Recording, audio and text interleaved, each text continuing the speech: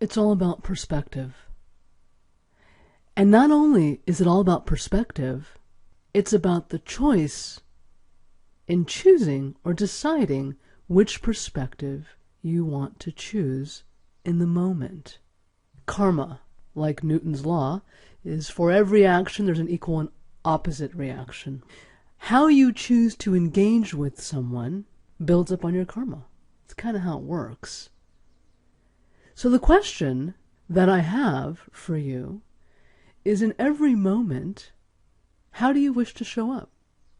How do you wish to show up? Do you find yourself needing to be right in certain situations versus needing, or at least wanting, to be in relationship to your coworker, your spouse, your friend, the cashier at the store, the person that you're walking down the street, the homeless person that you pass by?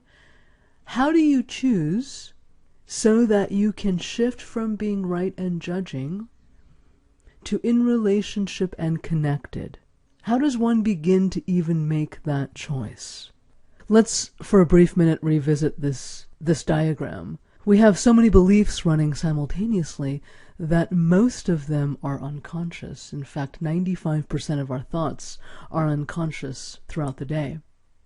So our challenge, and really our responsibility, if we want to get to a place of self-regulating at a masterful level, is to be able to see the thoughts that are being generated in our mind, the beliefs that are actually generating those thoughts, and to have and welcome the emotions that are being triggered by those thoughts, and notice the experiences that we have around us.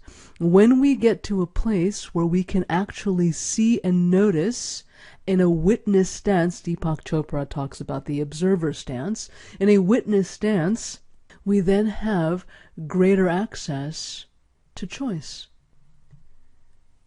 I find it fascinating that Bruce Lipton, who wrote the book Biology of Belief, talks about how our beliefs are actually in our cells. There's a study that was done where scientists found, biologists I believe, found that in newborn babies there were the heart cells of their grandmothers.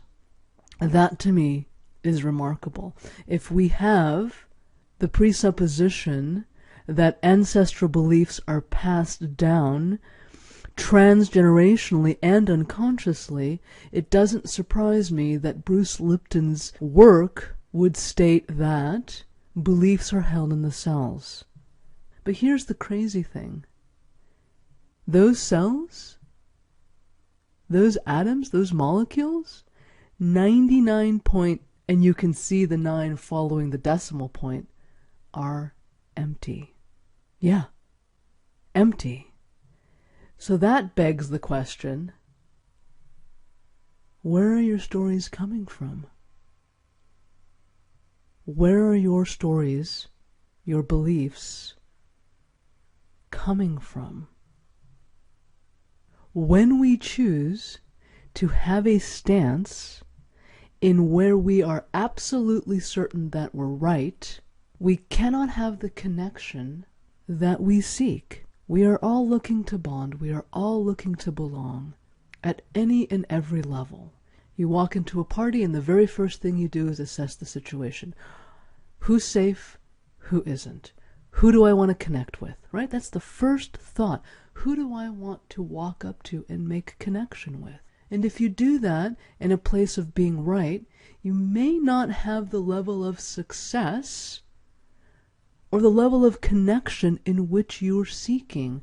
When you shift out of being right and in relationship, and this is not just romantic relationship, this is with anybody, you have a greater chance of having deeper connection, deeper meaningful connection with others. And that is what we are seeking. Every single one of us. Take a deep breath. Learn to find yourself asking the question in the moment of wherever you are right now, because now is all we have. Am I in relationship to myself, to others, or to the world around me. Your impact is always about how are you landing with others, and more importantly, how are you landing with yourself.